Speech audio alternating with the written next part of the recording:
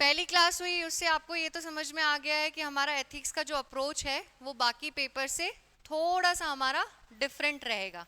ठीक है, वो इसलिए डिफरेंट होगा क्योंकि मैंने कल ही आपको बताया था कि एथिक्स में कितने भी नोट्स पढ़ लो, कितनी भी क्लासेस उस तरीके से ले लो, अगर हमारा माइंड है वो क्वेश्चन के हिसाब से वर्क नहीं कर रहा है तो हम एग्जाम में क्वेश्चंस को डील नहीं कर पाएंगे, क्योंकि ये बहुत जनरल है, जो बोलते हैं ना जनरल साइंस, जनरल पेपर। तो वो वाकई में अगर उसको जस्टिफाई करता है ना इस एग्जाम में, वो पेपर है एथिक्स। क्योंकि उसमें हमें लगता है कि हमें आता सब कुछ है, लेकिन हम वे ऑफ एक्सप्रेशन और हमारा मेथड ऑफ एक्सप्रेशन सही नहीं होता है। तो उसके लिए हमने सिर्फ एक ही तरीके से अप्रोच करेंगे, और वो अप्रोच करेंगे हम क्वेश्चन और आंसर के थ्रू, जो भी कॉन्सेप्ट समझेंगे, ताकि हमारा जो कॉन्सेप्चुअल क्लैरिटी है वो थोड़ी अच्छी हो जाए। ठीक है, क्लियर है। सेकेंड चीज मैं आपको बोल दूं कि आप अभी एकदम से you will not rush for the notes.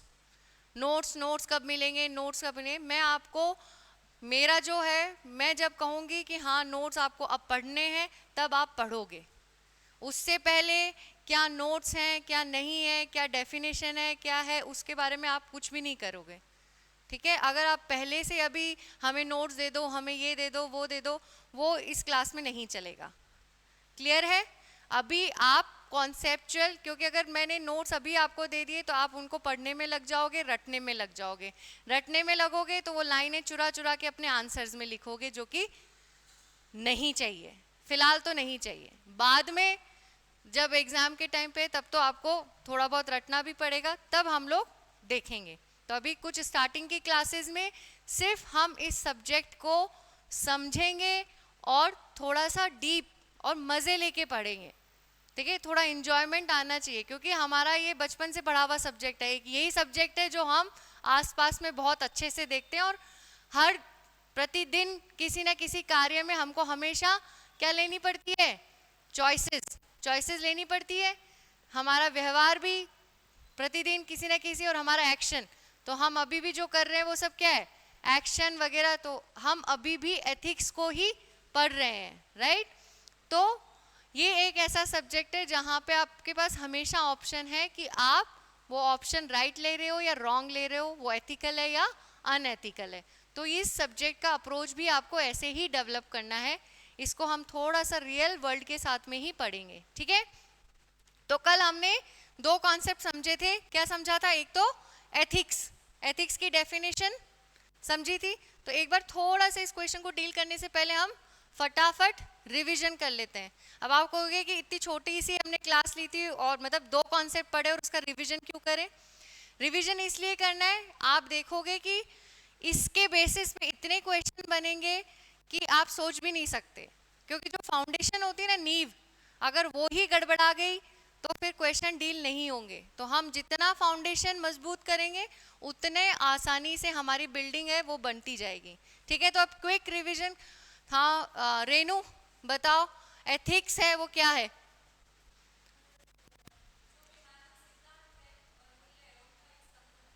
ठीक है,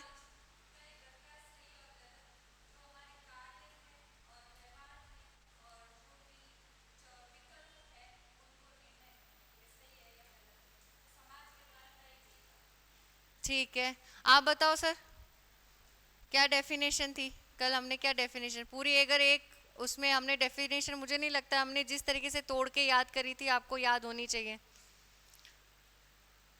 गंगारोज जी बताएं, कल हमने एक डेफिनेशन याद करी थी ना एथिक्स की, कि एथिक्स क्या है, चार हिस्सों में बांटा था उसको। तो क्या है उस एथिक्स, क्या है उसकी परिभाषा, क्या है बताएं। ऐसे ये तो मतलब थोड़ा सा तो रिकलेक्ट तो करो, अभी अभी रेनू ने बताया। एथिक्स क्या है,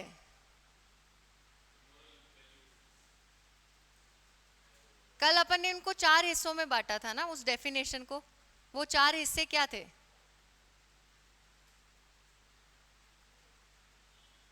प्रवीण जी,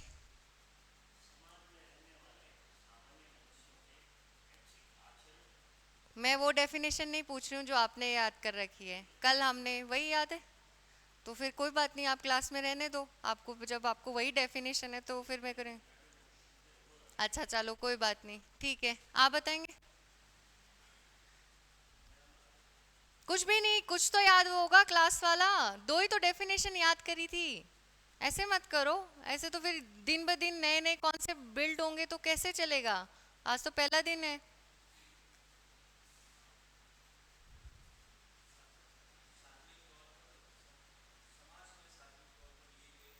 चलो मैं सवालों में बांटती हूँ। एथिक्स, पहला एथिक्स क्या है, दूसरा है एथिक्स कौन लागू करता है, तीसरा है कि एथिक्स क्यों लागू किया जाता है, और वो जब लागू किया जाता है तो वो किन चीज़ों पे लागू होता है, और वो लागू कैसे होता है। ये चार प्रश्न थे। तो ये तो दूसरे सवाल का उत्तर हुआ। पहले सवाल का उत्तर क्या है, ये क्या है, एथिक्स क्या है, सेट ऑफ स्टैंडर्ड प्रिंसिपल और वैल्यूज, तो मतलब मानक सिद्धांत और मूल्य। ये दूसरा सवाल है। आप पहले क्या करोगे, पहले बताओगे एथिक्स क्या है, किसका समूह है। हाँ, और वो कैसे सिद्धांत है, मानक सिद्धांत है, स्टैंडर्ड है। ठीक है, जैसे अपन साइंस होता है ना, साइंस में क्या करते हैं, एक्सपेरिमेंट करते जाते करते जाते करते जाते हैं, और उसके बाद में साइंस के कुछ स्टैंडर्ड प्रिंसिपल बन जाते हैं। तो वो कुछ एक्सपेरिमेंट करने के बाद ही बने हैं ना, तो उनको हम क्या कह देते हैं, स्टैंडर्ड प्रिंसिपल, जो कि किसी एक्सपेरिमेंट के बाद में बने हैं। तो वैसे ही एथिक्स क्या है, जब समाज इवॉल्व हो रहा था तो इवॉल्व होते होते उन्होंने एक्सपेरिमेंट करा कि हाँ भाई इससे समाज है वो अच्छे से रेगुलेट हो रहा है, तो उसमें स्टैंडर्ड लगाना जरूरी है। एथिक्स सब्जेक्ट में ये हमेशा ध्यान रखो कि सारा गेम वोकैबुलरी का है। अगर उन वोकैबुलरी के शब्द अगर आप अपने आंसर में लिखोगे तो आपको मार्क्स मिलेंगे, अदरवाइज तो टूटी फूटी तो सबको आती है डेफिनेशन, एक 6 क्लास का बच्चा भी लिख देगा अपने से कि हाँ क्या होते हैं, एथिक्स किसको कहते हैं। तो सबसे पहले कि ये स्टैंडर्ड है, क्योंकि एथिक्स अपने आप में क्या है, साइंस की तरह एक सब्जेक्ट है, तो इसमें किस तरीके के प्रिंसिपल और वैल्यूज होंगे, स्टैंडर्ड होंगे। तो ये तो हुआ पहले सवाल का आंसर कि एथिक्स क्या है। क्या है ethics, it is a set of standard principle and values. Hindi में बात करें तो ये एक समूह है किसका, मानक सिद्धांतों का और मूल्यों का, जो कौन लागू करता है, जो समाज खुद पर लागू करता है, जो सोसाइटी खुद पर लगाती है। और वो क्या, किस चीज को गाइड करती है, ये आपकी तीन चीजों को गाइड करती है। किसको, बिहेवियर, आपका व्यवहार, आपकी चॉइसेस और आपके एक्शंस को। ठीक है, और कैसे करती है इनको रेगुलेट, बाय डिस्टिंग्विश, किस में अंतर बता के कि ये सही है और ये गलत है। मेरे को लगा था कल इतनी बढ़िया तरीके से डेफिनेशन में तो खुश होके आ रही थी कि सबको एकदम ऐसे खटाक से याद हो जानी चाहिए। ऐसे ऐसे नहीं चलेगा काम, है ना। ये तो एटलीस्ट आपको बेसिक चीजें हैं, बेसिक चीजें इन द सेंस कि बिना रिवीजन अगर आप यहाँ पे नहीं कर पा रहे हो इस चीज को तो मैं आगे नहीं बढ़ पाऊंगी। और उसका एक कारण है, ये मेरी जिद्दी नहीं है कि भाई मैं जिद है कि भाई मैं आपने नहीं पढ़ के आए तो मैं, इसमें पढ़ने की जरूरत ही नहीं थी, इसका मतलब मैं फेल हो रही हूँ कि आपको समझ ही नहीं आया, तो फिर क्या मतलब है। जब इससे आप बोलोगे इसका एक एक डेफिनेशन है ना, उससे 3-3 4-4 सवाल बनेंगे, तो आपका ये कॉन्सेप्चुअल क्लैरिटी आपको होनी ही चाहिए। दूसरी चीज हमने क्या पढ़ी थी, एथिक्स और मोरालिटी के बारे में। ठीक है, दोनों काफी हद तक क्या करती हैं, ओवरलैप करती हैं, सिमिलर है, लेकिन डिफरेंस कहाँ आ जाता है कि वो एथिक्स है वो क्या है, बाह्य तौर से आपके ऊपर लगाई जाती है, एक्सटर्नल है, और मोरालिटी क्या है, वो आपके स्वयं का इंटरनल है। ठीक है, एथिक्स है वो क्या है, एक तरीके की सिस्टमैटिक स्टडीज है, पर उसका प्रैक्टिकल एप्लीकेशन इम्प्लीमेंटेशन क्या है, मोरालिटी है। तो कई बार मैक्सिमम तो क्या होता है कि जो मॉरल है वही एथिकल है, लेकिन जब कई बार प्रैक्टिकल सिचुएशन, ऐसी सिचुएशंस आती हैं जहां पे क्या होता है, हम कंफ्यूज हो जाते हैं कि जो एथिकल है वो कई बार मॉरल नहीं होता है। समझ रहे हो? ठीक है, इसी बेसिस पे हमने एक सवाल बनाया था। क्या सवाल बनाया था हमने?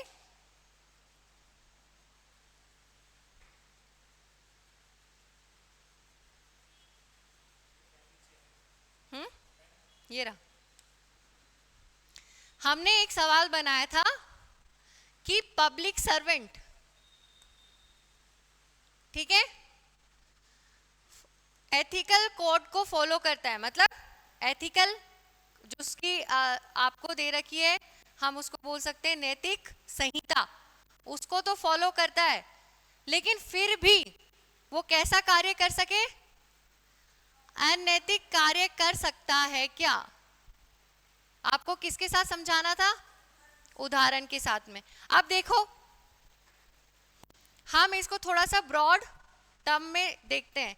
हमारे जो एक पब्लिक सर्वेंट एक कार्य करता है, चलो मान लिया उसने एक ये चल क्यों नहीं रहा,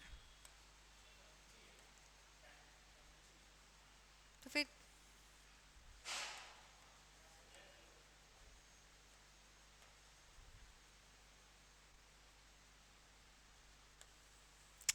सही नहीं है।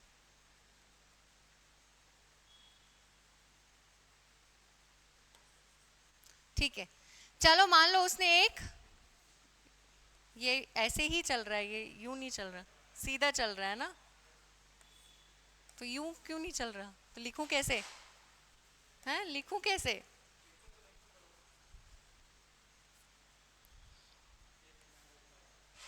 हाँ, अब हम अगर जैसे माने कि कोई भी एक्शन है, चाहे वो पब्लिक सर्वेंट करे, चाहे कोई ह्यूमन करे, कोई भी करे, तो उसको हम 4 तरीके से उसको बांट सकते हैं। 4 तरीके कैसे? या तो वो क्या हो, एथिकल हो,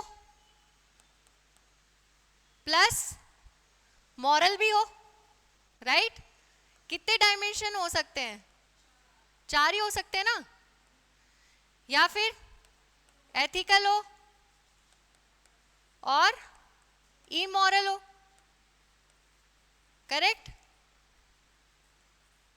एक क्या हो सकता है, अनएथिकल हो पर मॉरल हो, करेक्ट? अनएथिकल हो और कैसा हो, ई मॉरल।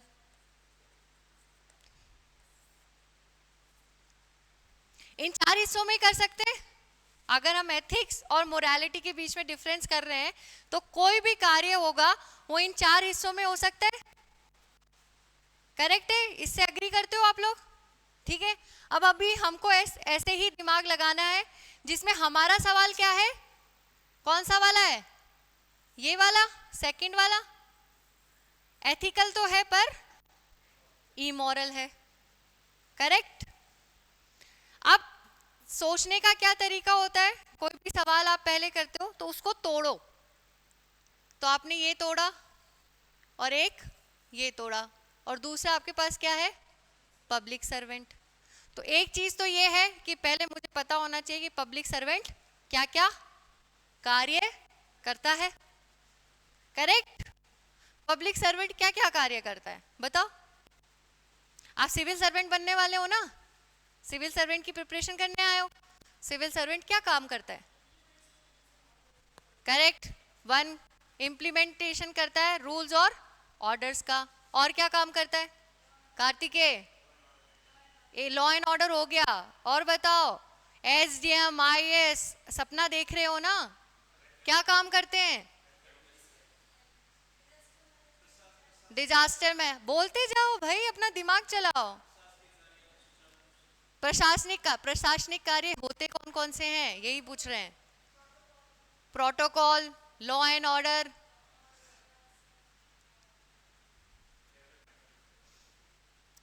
आरएस क्या काम करता है?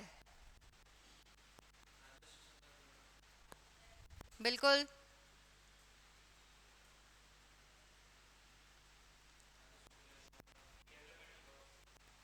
हाँ तो तोड़ो ना इसको, आप इतना हिचकिचा क्यों रहे हो इस क्लास में?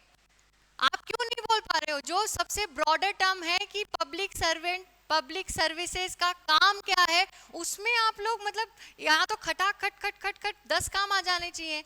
लॉ एंड ऑर्डर, दूसरा भी लॉ एंड ऑर्डर बोल रहा है, टीपन 3 करनी है क्या?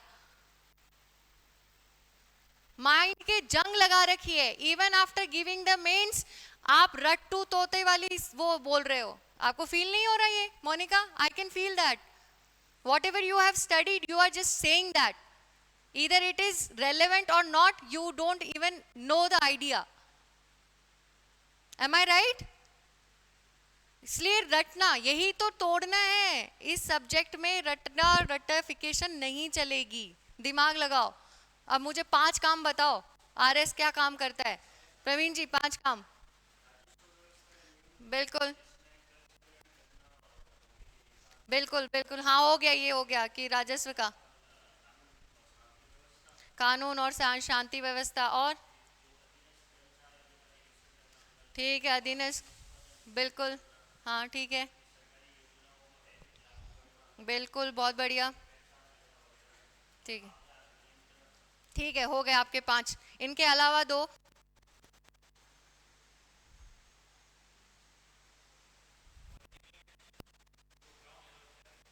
ठीक है, इम्प्लीमेंटेशन वो हो गया, योजनाओं का सुचारू रूप से करते हैं, वो भी हो गया। बी अटेंटिव, मैंने कहा इनके अलावा। चलो कोई बात नहीं, बट आइंदा से जो भी आपने पढ़ रखा है या फिर किताबी नॉलेज आप इस क्लास में नहीं बोलेंगे। अपना दिमाग लगा के आप जो भी व्यवहारिक गान में आप जो देखते हो ना उसको बोलने की कोशिश करो, ठीक है? डन। हाँ, आपदा का नियंत्रण वगैरह, ठीक है। तो हमें एक टर्म तो आता है, चलो इसका मतलब मैं क्या करना है, कोई डेवलप क्या करने की कोशिश कर रही हूँ कि इस सवाल को आपको तोड़ना है, क्योंकि सवाल 2 ही कॉन्सेप्ट है आपके पास, एथिक्स और मतलब मोरालिटी, 2 ही चीजें पढ़ी है, लेकिन हम फिर भी इस सवाल को कर सकते हैं। आप कह रहे हैं ना हमने एथिक्स पढ़ा ही नहीं, तो फिर हम सवाल कैसे करें? आपका सवाल था शायद ये ना, पर देखो आप कर सकते हो, क्योंकि आपको पता है ना कि पब्लिक सर्वेंट क्या काम करता है, तो क्वेश्चन का आधा हिस्सा तो समझ में आ गया। अब जो वो काम करता है उन्हीं कामों को मुझे तोड़ना है। वो सारे काम इन्हीं में आएंगे, सारे काम इन्हीं कैटेगरी में होंगे। करप्शन करेगा, करप्शन भी करता है ना, तो मैं इसलिए नहीं कह रही थी कि आप रटा रटाया बताओ, क्या बताओ कि वो आपदा नियंत्रण करता है, ये करता है। दैट्स व्हाई आई गॉट कि भाई आप व्यवहार में आप क्या देखते हो, करप्शन भी तो करता है ना, नहीं करता है क्या? बोलने में क्या घबरा रहे हो? आज सबसे बड़ी जो विपदा है एडमिनिस्ट्रेशन में, व्हाट इज दैट? बिना बाबू को, बिना ऑफिसर को पैसे दिए काम नहीं होता है। तो corruption is a big ethical concern. तो एथिक्स की क्लास में सब कुछ प्रैक्टिकल बोलो। दैट्स व्हाई ये ब्रेक करना है, रटा रटाया। मोनिका समझ में आ रही है चीजें? तभी हम इस सब्जेक्ट को समझ पाएंगे। तो आपने करप्शन तो बोला ही नहीं, लेकिन सबको पता है कि करप्शन तो होता है। हाँ हाँ, मैं उस वही तो मैं कह रही हूँ ना, इसलिए थोड़ा अपने माइंड की बाउंड्रीज को खोलो। तो यही कह रही हूँ कि आप नोट्स में, इसलिए मैं आपको नोट्स नहीं दे रही हूँ क्योंकि यहाँ पर थोड़ा डेवलप करना है अपना माइंड, करेक्ट? तो ये देखो सबसे बड़ा तो अनएथिकल भी है और इमोरल भी है। ना तो उनकी कोड ऑफ एथिक्स कहती है कि तुम करप्शन करो, ना ही उस करप्शन से किसी का फायदा हो रहा है, ना जन कल्याण हो रहा है, ना ही खुद का फायदा हो रहा है। क्योंकि मन में भी एक होता है concept, crisis of concise. Concise क्या है? हमारे अंदर का विवेक, अंतर आत्मा, वो भी हमको स्टार्टिंग में तो कचोटती है, फिर उसके बाद में कई लोगों को कचोटना भी बंद कर देती है। फिर उनको नींद भी आने लगती है। क्या? कैसे?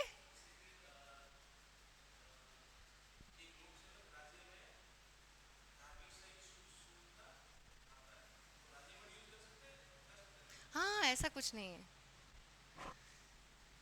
ठीक है, पर वो आप किस कौन से कंटेक्स्ट में कर रहे हो और उसमें। हाँ, तो वो तो अच्छा काम है ना, धार्मिक सहिष्णुता, तो ये तो अच्छी चीज है। ठीक है, पर मैं ये कह रही हूँ कि जैसे करप्शन वाला हमको पता है कि करप्शन है, तो वो इस कैटेगरी में डाल दूं, अनएथिकल है, इमोरल है। ठीक है, राइट। अब आते हैं हम यहाँ पहले वाले पे, जो एथिकल है और मॉरल भी है। इसके कुछ एग्जाम्पल।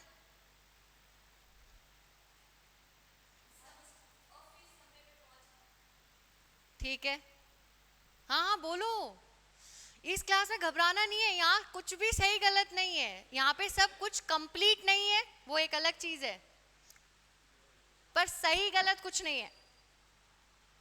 आपका आंसर इनकम्प्लीट हो सकता है, अपूर्ण हो सकता है, पर गलत नहीं हो सकता एथिक्स में। बोलो। प्रॉपर इम्प्लीमेंटेशन किया उसने, है ना? ऐसा प्रॉपर इम्प्लीमेंटेशन किया कि सब जो बेनिफिशियरी थे उनको सबको, जो लाभार्थी थे उनको सबको, उनको लाभ पहुंचा। ये एथिकल और मॉरल दोनों है। ठीक है, और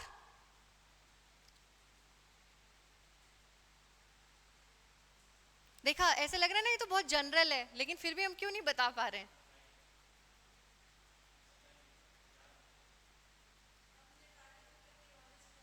बिल्कुल, रूल्स और उनके प्रति हाँ प्रतिबद्ध रहना, जिससे कि लोगों का ट्रस्ट बनेगा।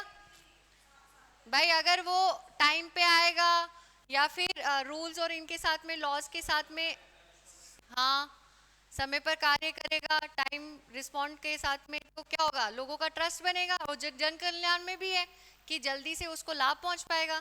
तो क्यों घबरा रहे हो, सब सही है, सारे एग्जाम्पल सही हैं। और अभी कभी ऐसा क्वेश्चन आ गया तो आपको लिखना पड़ेगा, एग्जाम्पल देने पड़ेंगे, ये एग्जाम्पल देने पड़ेंगे। अब जो हमारा सवाल था उस पर आते हैं। एथिकल तो है पर इमोरल है। अब इसमें सोचो, एथिकल है पर इमोरल है, अब इसमें क्या होना चाहिए, डेफिनेशन पता होनी चाहिए। यहाँ पे तो क्या था कि हम डेफिनेशन दोनों ओवरलैप कर रही थी तो चल गए। यहाँ पे क्लियर डिस्टिंक्शन पता होना चाहिए कि एथिक्स और मोरालिटी में डिफरेंस क्या है, कौन सा एक्शन एथिकल कहलाएगा और कौन सा एक्शन इमोरल कहलाएगा।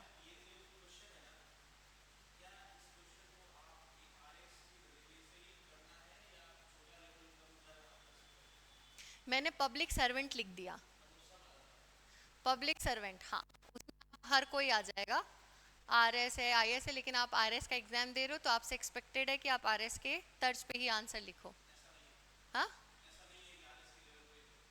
नहीं, हाँ ऐसा नहीं है, पब्लिक सर्वेंट कोई भी हो सकता है, हाँ।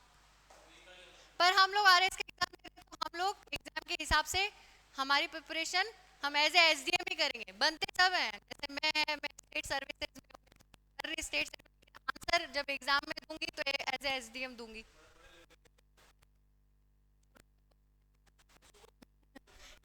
जैसे इसमें अपन को एग्जाम के हिसाब से वही करना है, पब्लिक मतलब एसडीएम सोचो, या फिर कोई भी दूसरा स्टेट सर्विसेज का।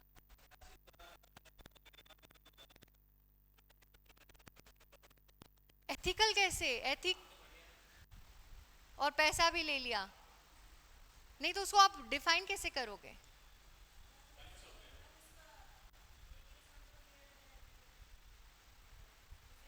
जैसे उसने करप्शन किया ना, तो वो है कि उसने टाइम से किया नहीं किया, वो ऑलरेडी ही जो काम किया है उसके लिए पैसे ब्राइब ले ली, तो वो वैसे ही अनएथिकल एक्ट है, समझ रहे हो? उसको हम एथिकल, तो तुमने उसको काट दिया, लेकिन वो टाइम के साथ काम करने के क्या ले रहा है, पैसे ले रहा है, तो वो एक्ट ही अपने आप में अनएथिकल है। तो उससे थोड़ा डाइल्यूटेड वर्जन, पैसे भी नहीं ले रहा है, पैसे नहीं ले रहा है।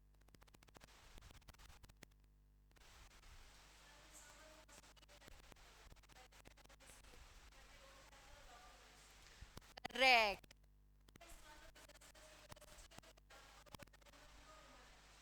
वेरी गुड, आप समझ पाए जो।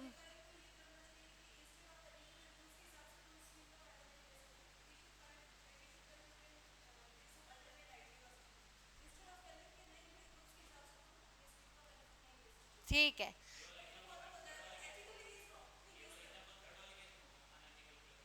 अनएथिकल कैसे हुआ ये काम? रूल से परे जा, हाँ वही तो, अब इसी चीज को, अरे नहीं वो करना चाहिए, आगे क्यों बढ़ रहे हो, रुको। यहाँ पे एक सवाल क्या है कि पब्लिक सर्वेंट की नौकरी, आरएस की नौकरी, आईएएस की नौकरी इतनी मुश्किल क्यों है? क्योंकि उसको पग पग पे ऐसे चॉइसेस लेनी है जहाँ पे देखो आपके सिलेबस, कितने लोगों ने कल सिलेबस पढ़ा था, उसमें एक टर्म था एथिकल डिलेमा, नैतिक दुविधा, ये था ना नैतिक दुविधा। तो वो नैतिक दुविधा यही आती है कि इसको करूं तो वो अनएथिकल हो जाएगा जो तुम कह रहे हो ना, और वो नहीं करूं तो इमोरल हो जाएगा, तो आखिरकार मैं करूं क्या? ठीक है, तो वहां आता है कि उसको डील कैसे करें, तब आती है हमारी केस स्टडीज कि हमको एक ऐसा डिसीजन लेना पड़ेगा कि वो ना तो अनएथिकल हो और ना ही इमोरल हो। ठीक है, तो आप इसको एग्जाम्पल मोनिका ने दिया वो समझ पाए? नहीं समझ में आया, कोई बात नहीं, हम पहले फिर से बेसिक डेफिनेशन पे जाएंगे। बेसिक डेफिनेशन क्या है कि स्टैंडर्ड प्रिंसिपल, एथिक्स क्या है? स्टैंडर्ड प्रिंसिपल जो कि सोसाइटी ने लगा दिए हैं। सोसाइटी किन से मिलके बनी हुई है? इंस्टीट्यूशंस, इंस्टीट्यूशन में फैमिली भी आती है, आपके नेबर्स भी आते हैं, फिर वो और ज़्यादा विलेज वगैरह वो सब आ गए, सरपंच वरपंच, ये सब क्या है? सोशल इंस्टीट्यूशन है। वही गवर्नमेंट भी क्या है? एक सोशियो पॉलिटिकल इंस्टीट्यूट है। ठीक है, वो जिस तरीके से काम करती है, गवर्नेंस करती है, उसका एक कोड होता है, उसके एक प्रॉपर रूल्स रेगुलेशन होते हैं, तो वो क्या है? सोसाइटी है एक तरीके से। गवर्नमेंट क्या है? सोसाइटी है। उस सोसाइटी ने क्या बना दिए? एक सेट ऑफ प्रिंसिपल बना दिए, ये योजना के ये नियम हैं, ये ऐसे ही लागू होने चाहिए। वो क्यों बनाए थे? वो बनाए तो अच्छे उसके लिए ही है कि ताकि कोई करप्शन नहीं कर सके, कोई इसका गलत फायदा नहीं उठा सके, जिसको लाभ की जरूरत ही नहीं है उसको वो लाभ ना मिल सके। बनाया तो अच्छे पर्पस के लिए था, लेकिन कई बार ऐसी सिचुएशंस आती हैं जहां पे अगर हम उन सेट ऑफ प्रिंसिपल्स को और उन सेट ऑफ वैल्यूज को अगर लागू करें तो वो एक्ट क्या हो जाए? अनैतिक भी हो सकता है। क्यों अनैतिक? हम किस, अब देखो एथिक्स को तो हमने कैसे जज कर लिया? एथिकल तो कि वो फॉलो कर रहा है एक पर्टिकुलर रूल, एक पर्टिकुलर लॉ को और एक पर्टिकुलर प्रोसीजर को, क्योंकि किसी ने एक्सटर्नली एक कोड दे दिया कि भाई इसको फॉलो करना चाहिए, अगर तुमने फॉलो कर लिया तो तुम एथिकल हो, और अगर फॉलो नहीं किया तो तुम अनएथिकल हो। ये बाइफिकेशन समझ में आ गया? ठीक है, तो अब उसने क्या है, योजना को, रूल्स और ये सब तो फॉलो कर लिए, तो वो एथिकल तो हो गया। अब आता है कि मैं मॉरल हूं या इमोरल हूं। अब इसका डिस्टिंग्विशन कैसे करें, इमोरल और मॉरल? मोरलिटी तो वही आएगी जब व्यक्ति, जो अगला इंसान है, उसका क्या हो? पब्लिक के इंटरेस्ट में काम हो। पहला तो यही है ना, मॉरल तो वही होगा जहां पब्लिक के इंटरेस्ट में काम हो, क्योंकि आपका मेन काम क्या है? Service, public service. दूसरा, जहां पे जस्टिस है वो अपहोल्ड हो, न्याय हो, कोई किसी प्रकार का भेदभाव ना हो। ठीक है, तो तभी ये चीज इंश्योर होगी ना कि वो क्या है? मॉरल एक्ट है। समझ आया डिफरेंस? एथिकल एक्ट तो वो है कि जब उसने उन सेट ऑफ प्रिंसिपल्स को क्या कर लिया? फॉलो कर लिया, लेकिन मॉरल एक्ट तो तब है जबकि ये इंश्योर हो कि जस्टिस मिला है और पब्लिक इंटरेस्ट में काम हुआ है। यहां तक समझ में आया एथिक्स? और तो हमेशा क्या होता है कि वो set of principle moral act को ध्यान में रखते ही बनाते हैं, लेकिन कई बार ऐसा हो जाता है कि वो set of principles her type की सिचुएशन को हैंडल नहीं कर पाते हैं। जब वो हैंडल नहीं कर पाते हैं तो एक पब्लिक सर्वेंट अगर क्या नहीं है, एम्पैथेटिक नहीं है ना, संवेदनशील नहीं है या करुणामयी नहीं है, कंपेशनेट नहीं है, तो वो क्या करेगा, सिर्फ रूल्स को फॉलो करेगा, लेकिन क्या लोक कल्याण की तो बात होगी नहीं। तो वो क्या हुआ, एक्ट एथिकल हो गया पर इमोरल। इसको हम 2-3 एग्जाम्पल लेते हैं। जैसे एक एग्जाम्पल मोनिका ने दिया कि कोई योजना है, उसमें ये पात्रता है, लेकिन क्या हुआ, उस पात्रता को करने के लिए कुछ डॉक्यूमेंट देने पड़ते हैं। आपने देखा है सरकारी दफ्तरों में क्या होता है, कोई भी योजना का लाभ लेने के लिए डॉक्यूमेंट्स देने पड़ते हैं। तो वो डॉक्यूमेंट्स, एक आदमी है, गरीब आदमी है, चलो गरीब बुढ़िया है, या फिर किसी का वो डॉक्यूमेंट्स खो गए हैं, पर उसको वो तुरंत, मान लिया कि वो योजना है इमरजेंसी हेल्प की, ऐसा नहीं है कि उसको बहुत समय मिलेगा कि वो डॉक्यूमेंट लाके दे दे, पर लेकिन तुमको पता है कि वो वाकई में जेन्युइन आदमी है, लेकिन वो अपने आप को डॉक्यूमेंट्स में क्या नहीं कर पा रहा है, फुलफिल नहीं कर पा रहा है। तब अगर आपने उस योजना को फॉलो किया, तब क्या है, आप एथिकल तो हो गए, लेकिन आप इमोरल हो गए। समझे? आए बात समझ में? अब ऐसे ही मान लो आरटीआई एक्ट, दूसरा एग्जांपल लेते हैं। आरटीआई एक्ट में कह रखा है कि 30 दिन में इंफॉर्मेशन जानी चाहिए। उसने रूल्स को फॉलो करते हुए 30 दिन में इंफॉर्मेशन तो दे दी, पर वो इतनी जटिल दी कि उसको अगले इंसान को समझ ही नहीं आ रहा है। तो उसने वो तो फॉलो कर लिया कि हाँ भाई मैंने एथिक्स के हिसाब से तो सही हूँ, लेकिन क्या जल कल्याण हुआ? जिस इंसान को जो इंफॉर्मेशन चाहिए थी उसके वो काम आई नहीं, आ पाई। समझ रहे हो? तो वो क्या हो गया, एक तरीके से इमोरल एक्ट हो गया। तीसरा एग्जाम्पल देखो, जैसे माइनिंग वगैरह होती है ट्राइबल एरियाज में, फरमान तो जारी हो जाता है, क्योंकि हम लोगों को क्या है कि भाई सिविल सर्विस, भाई डेवलपमेंट भी तो जरूरी है। डेवलपमेंट कैसे आएगा, पैसे से आएगा गवर्नमेंट के पास में। तो आपने फरमान जारी कर दिया या माइनिंग होगी, लेकिन बीइंग अ सिविल सर्वेंट आपने उन रूल्स को तो फॉलो कर लिया कि माइनिंग हो रही है, ये हो रही है। उसमें लिखा हुआ था कि ट्राइबल जो लोग हैं, जनजातीय लोग हैं, उनको क्या करना है, विस्थापित करना है, डिस्प्लेस करना है। आपने उनको रैंडमली डिस्प्लेस कर दिया, कुछ भी मतलब रैंडमली, या उनको मतलब एक प्रॉपर तरीके से जो डिस्प्लेसमेंट होना चाहिए वो डिस्प्लेसमेंट हुआ नहीं उनका, तो उन ट्राइबल लोगों की तो हालत खराब हो गई ना। तो ये क्या मॉरल एक्ट हुआ? क्योंकि ये किस तर्ज पे नहीं होता ना, तो जस्टिस इंश्योर हुआ। जस्टिस इंश्योर नहीं हुआ ना, आपकी ग्रोथ तो हो गई, लेकिन क्या हुआ, आपके एक तबका है उसके साथ में जाती हुई। अभी ये जो कर्नाटका वगैरह में फॉरेस्ट वाला चल रहा था, काट रहे थे कॉरिडोर वगैरह वाला, डेवलपमेंट तो हो रहा है, लेकिन एनवायरनमेंट का क्या? वहाँ के लोग सड़कों पे आ रहे हैं क्योंकि उनका जो भी है, जो भी उनको सेक्रेड मानते हैं, जो भी है, तो क्या उनके इमोशंस, उनकी जो भी जानवर थे, उनका ध्यान रखा गया? नहीं रखा गया। तो वो किस टाइप का एक्ट हुआ, एक तरीके से इमोरल, पर एथिकल तो था, क्योंकि आपको जो कहा गया, गाइडलाइन दी गई थी, वो गाइडलाइन, और वो पूरी तरीके से गलत भी नहीं था। कॉरिडोर हमको भी चाहिए, देश का विकास भी चाहिए।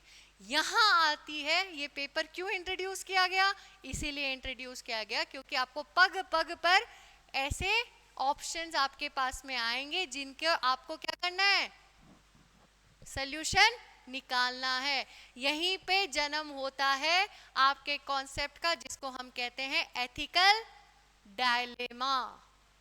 एथिकल डायलेमा क्या होता है, इसको बाद में अच्छे से पढ़ेंगे, लेकिन यहाँ समझो एथिकल डायलेमा, हम नॉर्मली एक शब्द यूज करते हैं ना, दुविधा और डायलेमा। जनरल लैंग्वेज में हम इसको क्या कहते हैं कि भाई मैं समझ नहीं पा रहा हूँ इन दो ऑप्शन में से क्या चूज करूँ, दोनों मेरे को तो सही लग रहे हैं। है ना, तो दुविधा उत्पन्न हो जाती है, किसका साथ दूं किसका साथ नहीं दूं। वही एथिकल डिलेमा है। एथिकल डिलेमा कि मतलब आपको कुछ ऐसे दो ऑप्शन है आपके पास में, कुछ दो ऐसी वैल्यूज हैं जो कि इक्वली इंपॉर्टेंट है, तो किसको तवज्जो दें और किसको कम तर्ज पे रखें। जब ऐसी सिचुएशन आ जाए तो वो एक एथिकल डायलेमा जैसी स्थिति बन जाती है। ठीक है, तो इसको कहते हैं हम एथिकल डायलेमा। जब हम उसमें आगे बढ़ेंगे तो फिर हम उसमें कई सारे क्या होते हैं, बहुत सारे टूल्स होते हैं आपके पास में, बहुत सारे ऑप्शंस होते हैं कि उन एथिकल डायलेमा को अच्छे से आप कैसे डील करो।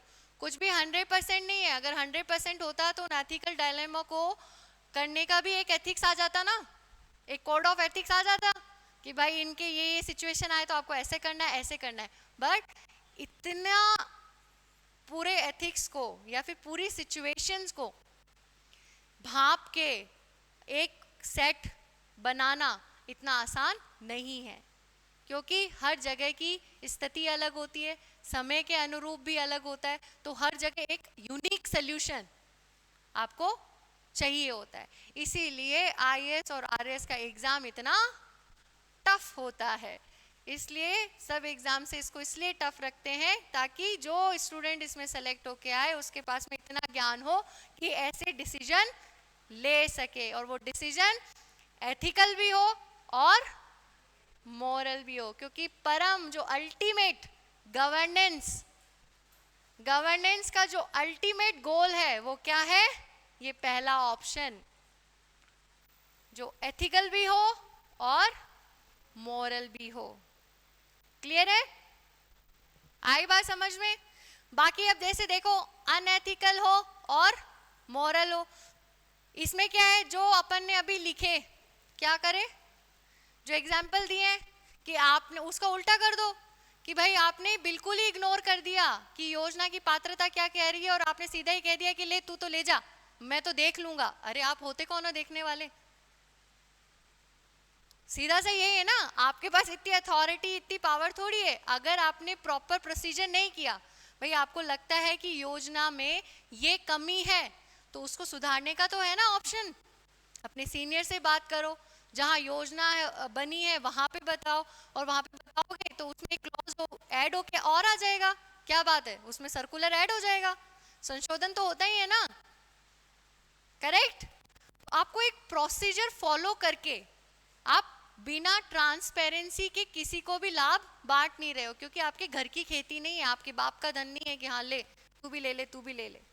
ठीक है, तो दिस इज समथिंग जो हम लोगों को अटेंड करना है। तो वो सारे एग्जाम्पल्स क्या हो गए, अगर आप पूरा इमोरालिटी पे चले गए कि हाँ भाई यहाँ पे मतलब जैसे हो रहा है ना कि एक्सीडेंट हुआ है मैं तो इसी को ही बचाऊंगा, वहां पे चाहे धरना चल रहा है, वहां पे मरने को आ रहे हैं, लेकिन नहीं भाई मेरे पास तो कोई एक्सीडेंट हो गया है, अरे उसका और भी सोल्यूशन निकल सकता है, तो दोनों सोल्यूशन देखने, तो वो ना तो फिर वो क्या हो जाएगा, अनएथिकल हो जाएगा, जो कि डिजायरेबल नहीं है। क्लियर है, चलो समझ आया, कोई डाउट है तो पूछ सकते हो।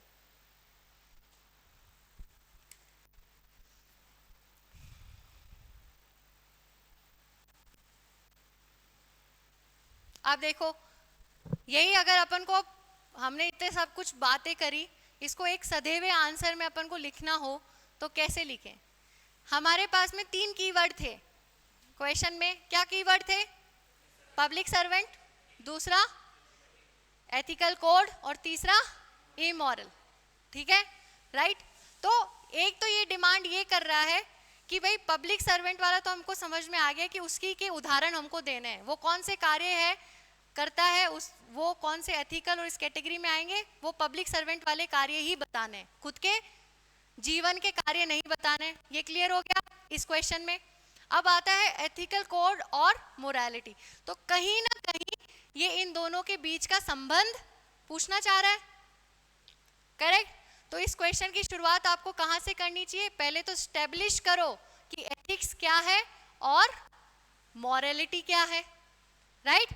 तभी तो क्वेश्चन डेवलप होगा ना, आंसर तभी तो बता पाओगे कि वो कैसे एथिकल और कैसे मोरालिटी है। तो जैसे हमने कि एक पब्लिक सर्वेंट है,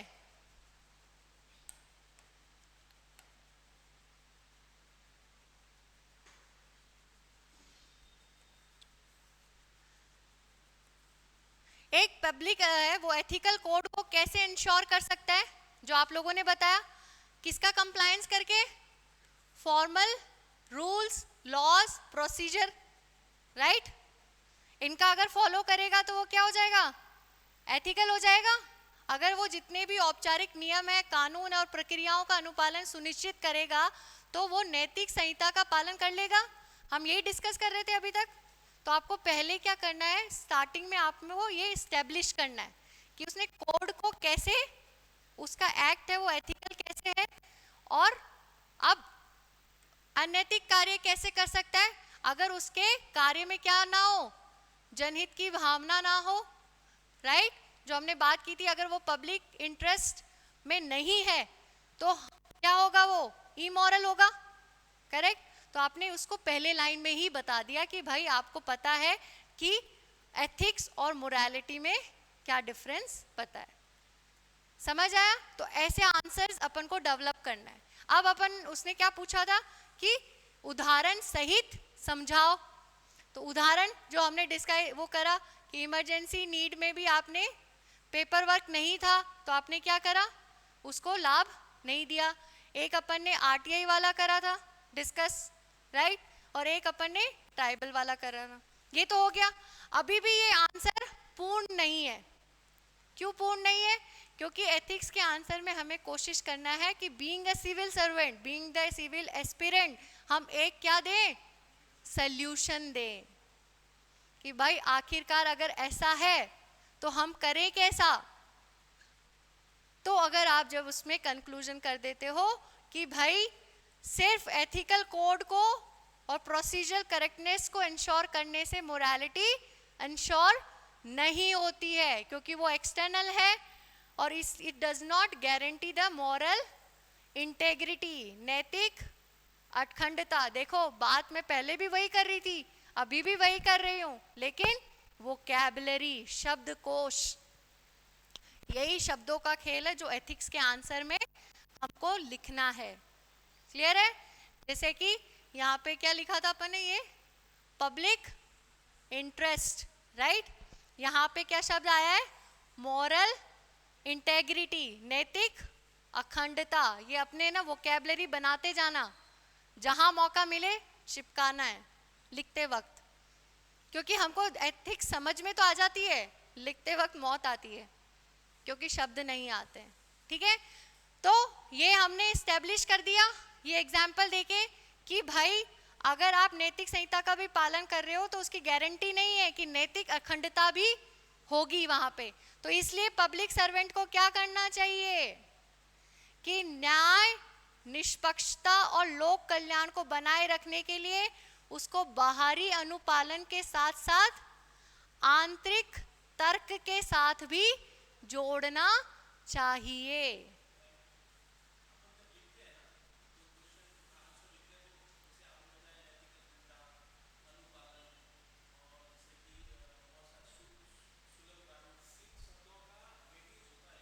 बहुत नहीं, ना ना ना ना ना, हर एग्जाम में और जो हर पेपर होता है ना सब्जेक्ट, उसकी खुद की एक है ना खास वोकैबुलरी होती है। जैसे इंग्लिश लिटरेचर में अगर उसके आप शेक्सपियर का जैसे हैमलेट है, उसको आप आसान भाषा में भी समझा सकते हो, ठीक है, पर सवाल आया और आप इंग्लिश लिटरेचर का पेपर दे रहे हो और उसमें अगर आपने इंग्लिश लिटरेचर वाले के हिसाब से अपने अगर आंसर नहीं लिखा तो नंबर तो नहीं मिलेंगे। बहुत बहुत वेटेज रहता है, इसी का ही वेटेज रहता है। यहाँ पे अगर सिंपल भाषा में उसको समझाया आपने तो उसमें 2 नंबर, अगर शब्दों का अच्छा प्रयोग करा तो पक्का 3.5 नंबर। तो ये आपको शब्दकोश तो अपना बनाना ही है, ठीक है। तो ये नैतिक अखंडता, अनुपालन और ये सब चीजें ना थोड़ा सा अपना ये करते जाओगे ना तो धीरे धीरे एक वोकैबुलरी बन जाएगी और आंसर लिखना आसान हो जाएगा, ठीक है। तो बातें वही थी, बस उसको आपने क्या करा, एक स्ट्रक्चर रूप में आपने इसको आंसर कर दिया। अब यही आप इसको बढ़ा चढ़ा के आप क्या कर सकते हो, 10 नंबर का भी लिख सकते हो और 50 नंबर का भी कर सकते हो, 50 शब्दों वाला भी और 100 शब्दों वाला, क्योंकि ये चैलेंज आरएस में रहता है। क्वेश्चन 50 शब्दों में आता है लेकिन उसका प्रारूप कैसा होता है? 100 शब्दों वाला होता है, 10 नंबर वाला, पर वो आपको लिखना है। जैसे भाई आप में मैंने क्या करा, एग्जाम्पल तो उतने ही दिए, पर मैंने उसको छोटे छोटे सेंटेंसेस में लिखने की कोशिश करी, पूरा समझाया नहीं, समझ रहे हो? यही अगर बड़ा आ जाएगा तो मैं क्या करूंगी, थोड़ा और विस्तार रूप में बताऊंगी कि इसमें ऐसा करने से क्या क्या नुकसान हुए ट्राइबल्स के साथ में, क्या क्या जाति हुई, ये अगर मैं बता दूं तो फिर उसके बाद में और 10 नंबर का हो जाएगा। क्या? देखो, अगर यही सवाल सेम सवाल है 50 शब्दों में कह दूं तो गागर में सागर बनना है, लिखना वही है, वही इंट्रोडक्शन, वही इलस्ट्रेशन और वही एग्जाम्पल और वही आपका कंक्लूजन, राइट? यही सेम सवाल 10 मार्क्स में आएगा तो भी मेरा स्ट्रक्चर तो सेम ही रहेगा, ठीक है? मेरा स्ट्रक्चर यही रहेगा कि पहले मैं एस्टेब्लिश करूंगी कि एथिक्स और मोरालिटी में संबंध क्या है, फिर उसके बाद में बताऊंगी कि क्या क्या एग्जाम्पल है, और फिर लास्ट में बताऊंगी कि इसको सॉल्व करने से सॉल्यूशन, भाई पब्लिक सर्वेंट को वाकई में क्या करना चाहिए ऐसी सिचुएशन में, तो वो बताऊंगी। बस उसमें क्या है कि कुछ वोकैबुलरी, कुछ शब्द मेरे ज़्यादा हो जाएंगे, थोड़ा इनको एग्जाम्पल्स को थोड़ा और एलोबरेट कर दूंगी, कंक्लूजन को थोड़ा और एलोबरेट कर दूंगी और इंट्रोडक्शन को और एलोबरेट कर दूंगी, पर क्रक्स और कॉन्सेप्ट सेम ही है, बस शब्दों का खेल है, वो थोड़ा सा ऊपर नीचे कर देंगे। समझ आया? क्योंकि इसमें और क्या बताओगे, आंसर तो वही है, बस वो हमको जैसे 50 शब्दों में आया तो 50 शब्दों के हिसाब से लिखना है, और 100 शब्दों में आया तो 100 शब्दों में लिखना है, ठीक है? करेक्ट है? समझ में आया? क्लियर हुआ थोड़ा बहुत? ओके, चलो। आपको लग रहा होगा कि हमने सिर्फ एक सवाल, इतनी देर में एक ही सवाल करा है, लेकिन हमने बहुत सारे कॉन्सेप्ट्स है ना, वो हम इसके साथ में इवॉल्व, क्या, हाँ, इवॉल्व करेंगे धीरे धीरे धीरे। तो इस सब्जेक्ट को ऐसे मत लो कि एकदम टिप टू टिप इसका क्या हुआ, इसका क्या हुआ, उससे ये अपन उस तरीके से नहीं पढ़ेंगे। जैसे आपने एथिकल डिलेमा नहीं करते हुए भी आपके सिलेबस का पार्ट है, बट आप इस चीज को समझे हो, राइट? तो इस तरीके से कॉन्सेप्ट बीच बीच में आते रहेंगे और एक पर्टिकुलर फॉर्मेट नहीं फॉलो होगा। ऐसा नहीं है कि एक लाइन से लाइन हम लोग पढ़ेंगे, बीच में जिस तरीके से सही होगा वैसे। जैसे ह्यूमन वैल्यूज है, इसमें सेकंड तो ह्यूमन वैल्यूज आना है, पर मैं ह्यूमन वैल्यूज बाद में लूंगी, साथ में सिविल सर्वेंट की वैल्यूज भी लूंगी, बिकॉज ह्यूमन वैल्यूज में सिविल सर्वेंट भी तो एक ह्यूमन है, तो फिर हम उसमें इंटेग्रिटी वगैरह वो सब भी एक साथ ही पढ़ेंगे। जो पबेड का पार्ट है ना, सिविल सर्विस वाला, पबेड और एथिक्स में कोई ज़्यादा मतलब जो वो एक पर्टिकुलर पार्ट है एप्टीट्यूड वाला और एटीट्यूड वाला, जिसमें सिविल सर्वेंट की वैल्यूज दे रखी, इम्पार्शियलिटी। एथिक्स में इस बार देखो तो 2 क्वेश्चन तो वो उसी में से थे, राइट? एक तो शायद इम्पार्शियलिटी वाला था 5 नंबर में, पबेड में जो एक आपका है ना, पबेड में नहीं, पबेड में टॉपिक है आपका जिसमें सिविल सर्वेंट की वैल्यूज है, वो होना तो चाहिए आपका एथिक्स में, हाँ होना तो चाहिए एथिक्स में, क्योंकि सिविल सर्विस की वैल्यूज हैं वो आपका एथिक्स में होना चाहिए, लेकिन उन्होंने सिलेबस दे रखा है पबेड में, ठीक है? तो पर हम उस पबेड का वो वाला पार्ट अपन एथिक्स में ही पढ़ेंगे, मैं ये कहना चाह रही हूँ, ठीक है? क्योंकि वो ओवरलैप करता है, और इस बार भी एथिक्स के पेपर में उन सिविल सर्वेंट की जो वैल्यूज थी, जिसमें से एक वैल्यू थी इम्पार्शियलिटी, एक थी इंटेग्रिटी, दोनों से सवाल आया था 5 नंबर में, भूल गए हो? है ठीक है, कोई बात नहीं, ठीक है, क्लियर है यहाँ से? अब चलो हम उसी को आगे करते हैं, कॉन्सेप्ट को। हमने बात कर ली कि पहले एथिक्स क्या है, फिर हम डेवलप कर रहे थे कि एथिक्स मोरालिटी है क्या, है ना? तो हमने एथिक्स और मोरालिटी में सिमिलैरिटी भी देखी और हमने उसका डिफरेंशिएशन भी देखा। अब कॉमन आगे डेवलप करते हैं इसी को, एथिक्स के कॉन्सेप्ट को। क्या एथिक्स फॉलोइंग द रिलीजन, मतलब रिलीजन को फॉलो करने से एथिक्स इंश्योर हो जाता है क्या इसमें? हाँ तो बताओ कैसे? नहीं, हाँ ना नहीं, एग्जाम्पल दो, सोचो, बताओ कैसे नहीं।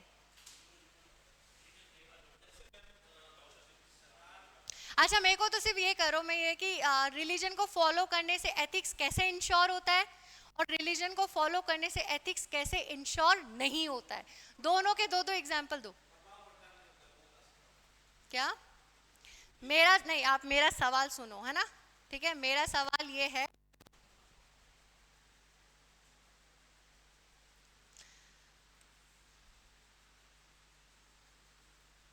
ठीक है, दो दो है, दो चीजें हैं, क्या है? एथिक्स और रिलीजन, राइट?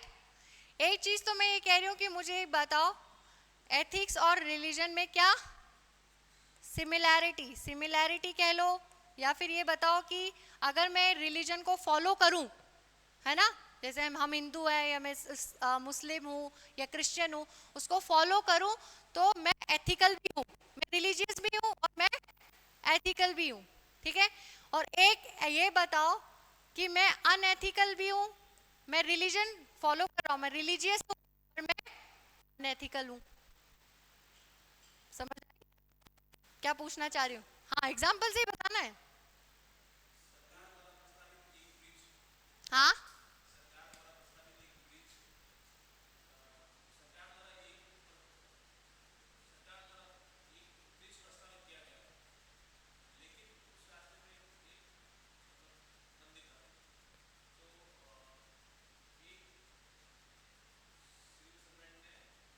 अपन को अभी सिविल सर्वेंट का नहीं सोचना है, ठीक है? अपन थोड़ा एक मिनट रुको, ब्रॉडर एस्पेक्ट में मत जाओ आप, है ना? ठीक है, थोड़ा सा अपने लो लेवल पे सोचो। लो लेवल मतलब खुद के ऊपर, जो आप बिल्कुल एकदम, एक मिनट बेटा, आप जैसे मानो कि भाई जो रिलीजन को फॉलो करता है, अपने घर से शुरू करो, ठीक है? वो रिलीजन को फॉलो करता है, हम सब भी फॉलो करते हैं, तो वो रिलीजन को फॉलो कर रहा है और वो एथिकल भी है कुछ चीज़ों में, और कुछ चीज़ों में वो रिलीजन को फॉलो कर रहा है लेकिन एथिकल नहीं है।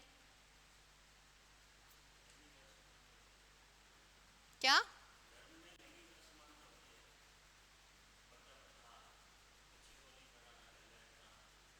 हम्म,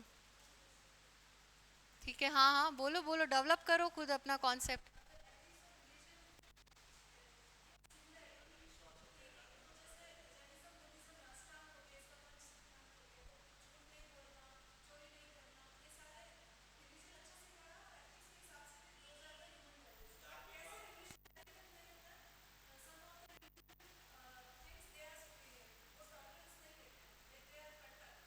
हम्म, बिल्कुल, वेरी करेक्ट। हाँ, वो तो हमें क्या करना नहीं चाहिए, पर आप कौन कौन से आडंबर है और कौन कौन सी वैल्यू सिखाता है? चलो, अच्छा बताओ, धर्म कौन कौन से एथिकल वैल्यूज सिखाता है? सारे धर्मों को लेते हैं तो सब दो दो बताएंगे। हाँ, वैल्यूज कौन कौन से मूल्य सिखाता है? आपसे करेंगे शुरू। दो दो वैल्यूज बताओ जो आपको लगता है कि धर्म हमको ये नैतिक मूल्य सिखाते हैं। नहीं, वो तो ब्रॉडर मत बोलो, जीने का तरीका, मूल्य, कौन से मूल्य सिखाते हैं, नॉर्मल से शुरू करो। जो बचपन में हम पढ़ते थे ना कि हमको हमारा धर्म, हमारा हिंदू धर्म है, हमारा हिंदू धर्म हमको क्या सिखाता है? विश्वास करना और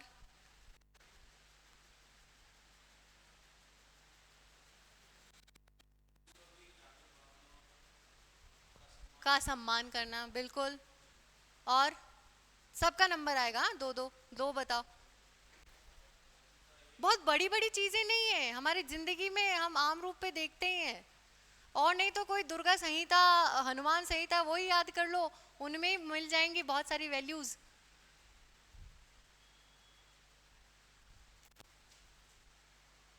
रेनू, ठीक है, बस हो गए दो। और प्रवीण जी? बस बस बस बस, मैंने दो बोला है प्रवीण जी, रुको, अपने थोड़ा सा ना नॉलेज को या जो भी है उसको ढालना भी आना चाहिए। सत्य, अहिंसा, अहिंसा उसने बता दिया तो मैं आपका असत्य भी बता दिया उसने।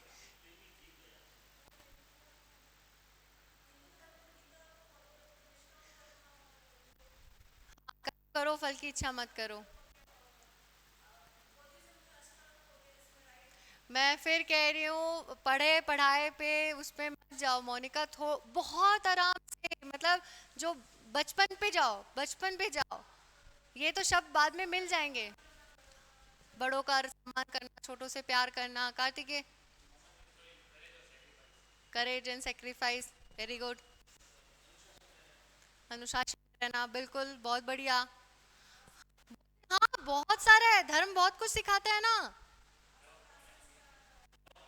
लव, ऑनेस्टी, ईमानदारी सिखाता है, प्यार सिखाता है, बिल्कुल। करुणा, करुणामयी जगदीश,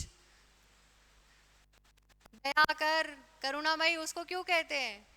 तो सिविल सर्वेंट का तो सबसे बड़ा गुण ही ये होना चाहिए कि वो करुणामयी होना चाहिए, कंपेशनेट होना चाहिए। यही तो शब्द है, ये हमने सुने ही है ना, आर्टियों में सुने, करुणामयी। और कर्तव्य का पालन होना चाहिए, बहुत बिल्कुल। तो अब अगर इसी को मैं शब्द दूं, वोकेबलरी दूं, तो dedication to public service, dedication to duty, ये आ गए ना शब्द। तो यही तो वैल्यूज है, यही तो लिखना है। देखो आप लोगों को सब आता ही है, शब्द ही तो बोलने हैं। और बोलो, ठीक है। तो ये काफी कुछ ले दे के मतलब हमने कर लिया, चाहे वो बुद्ध हो, बुद्ध धर्म हो, चाहे हिंदू हो, चाहे क्रिश्चियनिटी हो, चाहे मतलब इस्लाम हो, सब में प्यार मोहब्बत से रहना, ठीक है, भाईचारा, है ना, ये यूनिवर्सल वैल्यूज हैं। कंपैशन, एम्पैथी, ये तो लव, सेक्रीफाइस, ये सब कॉमन यूनिवर्सल वैल्यूज हैं जो हमको हर धर्म में मिलती है। कोई ये तो नहीं कहता कि जीवों को मार दो, नहीं, अभी आप वो उस पर भी आ जाओगे, नॉन वेजिटेरियन एंड ऑल, ये सब उसमें नहीं जाते, बट ले दे के एक करुणा, दया का भाव रखना, ये तो यूनिवर्सल वैल्यू है सब धर्मों में। अब बताओ, क्या धर्म है वो अनएथिकल है? नहीं। हाँ? नहीं, जो हमने धर्म से एथिकल चीजें वो तो सीख ली, पर क्या धर्म में अनएथिकल चीजें भी हैं?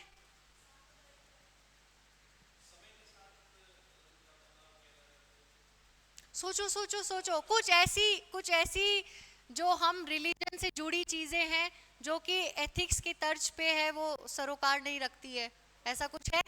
हाँ, एक्सट्रीमिज्म है, ऑर्थोडॉक्स, जैसे यही तो, ये बड़े टर्म है, इसमें बोलो, एग्जाम्पल दो। पर्दा सिस्टम जो बोला था, हाँ चलो, पर्दा, जाति व्यवस्था, वेरी गुड, यही तो एग्जाम्पल्स कोट करने हैं एग्जाम। हाँ, untouchability, very, gender, gender biasness, क्योंकि हमारी जो स्मृतियां थी, मनुस्मृति वगैरह, इनमें हम लोग जस्टिफाई करते हैं ना कि विमेन को है उसमें नीचे बताया गया है ना, पुरुषों से कमतर बताया गया है। क्या? डेमोक्रेसी, वो जातिवाद हो गया उसमें। थोड़ा सा अपने को ना बहुत ज़्यादा उस पर वो टर्म्स यूज़ करने की ज़रूरत नहीं है। पॉलीगेमी तो कहाँ है, द्रौपदी के बाद, मतलब वो पॉली नहीं, पॉलीगेमी है ना, हाँ है ना, हाँ है। तलाक सिस्टम, ट्रिपल तलाक, ये क्या है, अनएथिकल है। अब है ना, जब कभी भी ऐसे सोचो ना, तो एक है ना आइडिया देती हूँ, अपने आप को इतना ना माइंड को ऐसे एकदम से ब्रॉड मत करो। आपको पता चला तो तोड़ा करो शब्दों को। रिलीजन, कौन कौन से रिलीजन है?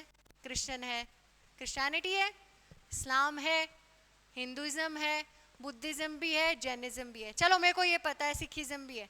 अब उनको टटोलो एक एक को, ऐसे क्या है, आप लोग बह जाते हो।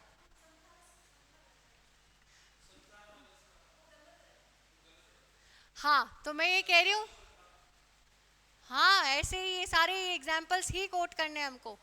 पर मैं ये कह रही हूँ, आपको एक कॉन्सेप्ट दे रही हूँ कि जैसे अभी आप लोगों को करते करते तो क्वेश्चन मैं कर रही हूँ, तो आपको कॉन्फिडेंस आ रहा है और आपके दिमाग में आ भी रही है, एग्जाम्पल्स भी बन रहे हैं।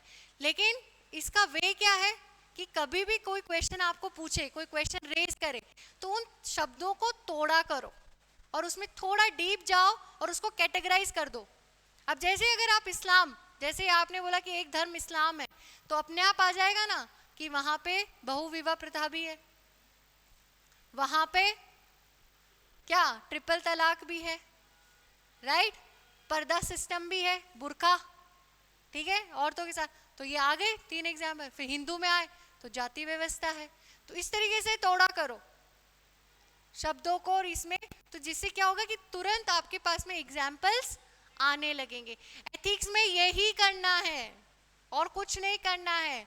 अपने दिमाग में बस उनको तोड़ो, उसको कैटेगराइज करो एंड फिर उसके बाद में ढूंढने की कोशिश करो। इसमें बताओ कोई भी एक ऐसा इंसान था जो भी हमने डिस्कस किया उसको आता नहीं था क्या? आपने इन टर्म्स के बारे में सुन नहीं रखा? सबने सुन रखा है, बचपन से सुनते आए, लेकिन फिर हम बता क्यों नहीं पा रहे?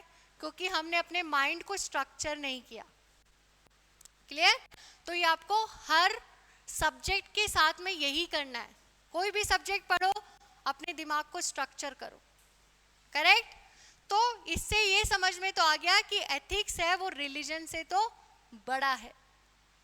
रिलीजन को फॉलो कर रहे हो इसका मतलब एथिक्स। आप अब इस पे सवाल बन सकता है आराम से, है ना, कि भाई morality, if you are religious, आप इंश्योर करते हो कि मोरालिटी हो और उसको क्रिटिकली एग्जामिन आ जाए, आलोचनात्मक वर्णन करो। तो आप आलोचनात्मक वर्णन कैसे करोगे? पहले तो उन दोनों के बीच में इस्टेब्लिश करोगे कि भाई हमेशा ऐसा नहीं होता है। पहले तो ये बताओगे कि हाँ भाई हमारे बहुत सारे मॉरल कॉन्सेप्ट, बहुत सारे एथिकल कॉन्सेप्ट है वो हमारे रिलीजियस स्क्रिप्चर पे आधारित है, उन पे आधारित है ना। बहुत सारे वैल्यूज हम कहाँ से लेते हैं?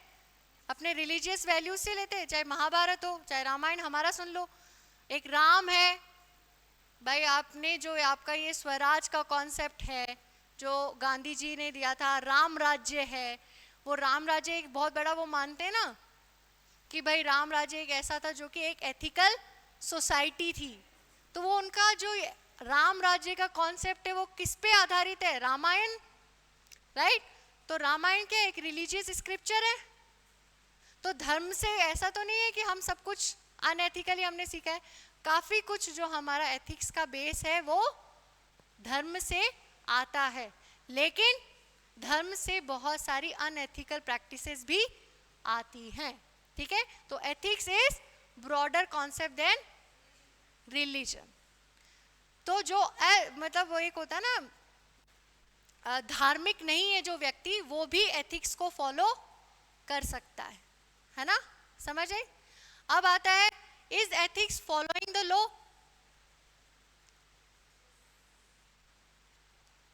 यस और नो? यस, चलो यस है तो क्या क्या है बताओ, एग्जांपल दो।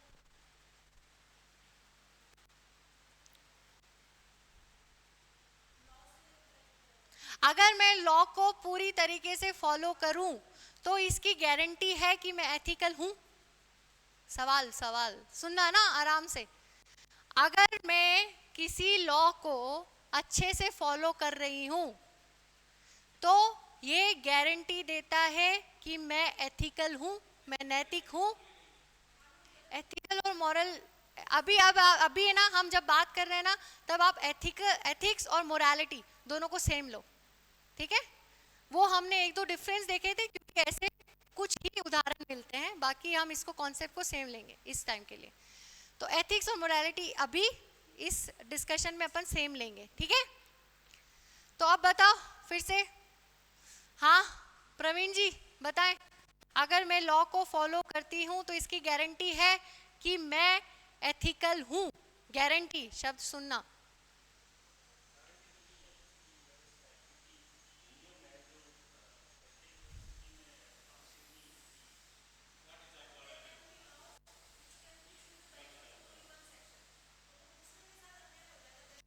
मेरे को सिर्फ एग्जाम्पल समझ में आते हैं।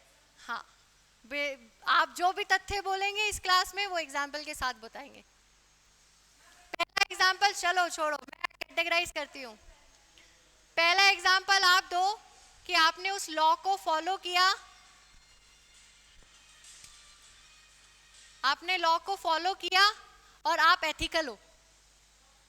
हाँ, अरे पहले मैंने क्या सिखाया आपको? रिलीजन सिखाया। एक मिनट, सुनो सुनो सुनो। हम पीछे बैक करते हैं, जो सीखा है ना उसको वापस से इम्प्लीमेंट करते हैं। रिलीजन वाला जब हमने ये डिस्कस किया था तो मैंने क्या कहा था आपको कि अगर आप किसी कॉन्सेप्ट को डेवलप कर रहे हो तो उसको तोड़ो, है ना, जो आपको पता है रिलीजन के बारे में उसके बारे में पहले सोचो। तो यहाँ पे एथिक्स के बारे में तो हमने जान लिया। अब लॉ देखो आपके आसपास कौन से लॉ हैं, फिर डेवलप करो ना कॉन्सेप्ट कि कौन सा लॉ अनएथिकल है और कौन सा एथिकल है। सिंपल। मैं पहला सवाल पूछ रही हूँ, कौन लॉ के एग्जाम्पल दो जो कि एथिकल हैं।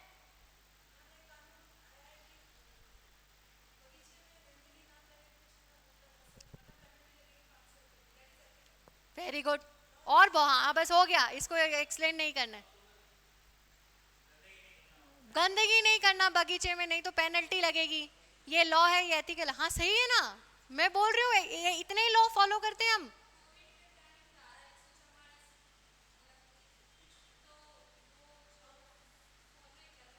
तो वो एथिकल है क्योंकि दूसरे को उससे नुकसान नहीं होना चाहिए, क्योंकि आपको इकट्ठा नहीं होना चाहिए। Very good. हाँ क्योंकि जिससे कि ये कि मानव अधिकार है कि हर बच्चे को शिक्षा मिलनी चाहिए, उसका हक है। तो ये एथिकल भी है और लॉ भी है। बोलो इतने सारे लॉ है। Same right to information. बोलो एग्जाम, प्रवीण जी एक एग्जाम्पल, एक लॉ का एग्जाम्पल दो जो कि एथिकल है। हाँ ठीक है, बिल्कुल ठीक है, कॉन्स्टिट्यूशन वाला। आप कुछ भी नहीं बोल रहे पूरी क्लास में। लॉज तो हमने देखे हैं ना, कोई सा भी लॉ बताओ नॉर्मल, अपने आसपास में कोई लॉ है। बहुत बड़े बड़े एग्जाम्पल देने की जरूरत ही नहीं है। हाँ वो बता दिया, सुना करो, सुना भी करो। क्लास में कौन सा बोला, राइट टू एजुकेशन बोला ना, दोनों बोला, आरटीआई और आरटी। है वाह बिल्कुल, very nice. Vishakha guidelines, sexual harassment और एक्ट। अखबार नहीं पढ़ते क्या, पढ़े होंगे बचपन से। चलो ना ना भाई ऐसे नहीं, थोड़ा एक्टिव रहो सर, बिना एक्टिवनेस नहीं चलेगा। बहुत, चलो ठीक है, बहुत अच्छा एग्जाम्पल्स दिया आपने, सब सही हो। मतलब इनको अगर हम फॉलो करते हैं तो हम एथिक्स इंश्योर कर रहे हैं कि सोसाइटी में मेंटेन रहे, इससे जन कल्याण होता है। अब आती है बात उल्टा, ऐसे लॉज बताओ जो कि अनएथिकल है।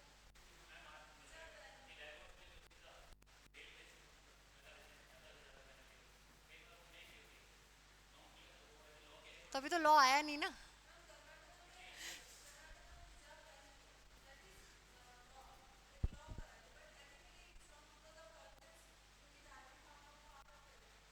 चलो ठीक है, हाँ कह सकते हो। और थोड़ा और, एक बहुत कॉम्प्लेक्स और डिबेटेबल है, तो थोड़ा अनडिबेटेबल, जो ऐसे कुछ लॉज जो रिपील हुए हो, ये बता के कि भाई वो अनएथिकल थे नेचर में। हाँ हाँ, वो आपको लगता है अनएथिकल है। बिल्कुल हाँ कह सकते हो, वेरी नाइस। हाँ तो मतलब जो आधार की गाइडलाइंस है उसमें आपको एक क्लॉज या गाइडलाइंस को क्या करना चाहिए, संशोधित करना चाहिए। और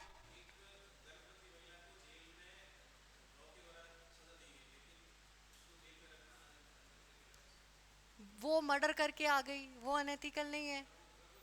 नहीं तो गर्भवती तो उसके लिए अलग से वो है ना, उसके जेल में अलग से उसकी वो सुविधाएं रख रखी है। उससे ये कैसे इंश्योर होगा कि एक क्रिमिनल को वो ना मिले। मुझे आप ये समझो, पर्टिकुलर सिचुएशन नहीं, आपको क्या बताना है, एक ऐसा लॉ। आप हिस्ट्री से भी एग्जांपल ले सकते हो, ऐसा लॉ जो लॉ तो था पर अनएथिकल लॉ था। ट्रिपल तलाक वाला नहीं हुआ अभी, ट्रिपल तलाक पहले था ना, पर्सनल लॉ था ना। ठीक है, उसको किसने वो करा, सुप्रीम कोर्ट ने उसको कर दिया ना कि ट्रिपल तलाक है वो एज ए लॉ, तो वो लॉ था। ठीक है, वो उसको दे सकते थे, लेकिन उसको रिजेक्ट करते ही क्या था, वो किस तर्ज पे करा, क्योंकि वो औरतों के लिए क्या नहीं था, सही नहीं था। तो वो क्या था, वो एक्ट क्या था, लॉ अनएथिकल था। हिस्ट्री में चले तो सिविल डिसोबीडियंस में नमक, कस्टम्स आगे आएंगे। देखो एक है ना, उसमें उसमें अंतर देखो, religion, law, culturally accepted norms, right. तो वो जो प्रथा बोल रहे हो वो क्या है, लॉ नहीं है, वो क्या है, नॉर्म्स है। आर्टिकल सेक्शन 377 रिपील किया ना नालसा में,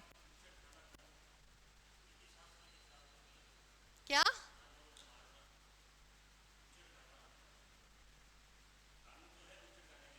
हाँ, नहीं ऐसे तो क्या, ईटिंग एनिमल्स है वो कहीं पे एथिकल भी है।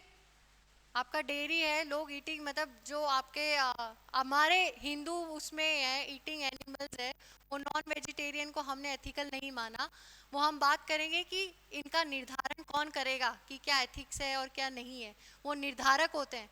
वैसे अगर आप कोल्ड प्रदेशों में जाओ, वो बिना मीट खाए तो रह ही नहीं सकते, उनमें को गर्मी नहीं मिलेगी, वो तो मर जाएंगे, तो वहाँ तो उनको चाहिए,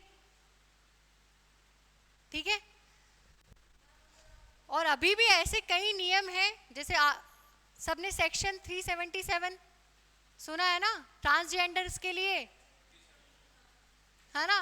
तो वो क्या था, अनएथिकल था, हम उनको इंसान मान ही नहीं रहे थे, राइट। तो वो जब रिपील हुआ तो वो लॉ तो था उस टाइम पे, तो उस टाइम पे हिसाब से वो एथिकल था, लॉ बना था, लेकिन लॉ के हिसाब से उनको पनिशमेंट वगैरह सब मिल रही थी, पर वो क्या था, वो पनिशमेंट क्या थी, अनएथिकल थी, करेक्ट। अगर हम उस टाइम पे हिस्ट्री में चले तो नमक बनाने का कानून तो बना हुआ था कि नमक नहीं बनाएंगे, लेकिन वो कानून क्या था, अनएथिकल, अनैतिक था ना, तभी तो दांडी यात्रा करी और उस कानून को क्या करा, तोड़ा। तो जरूरी नहीं है कि हर कानून क्या हो, एथिकल हो।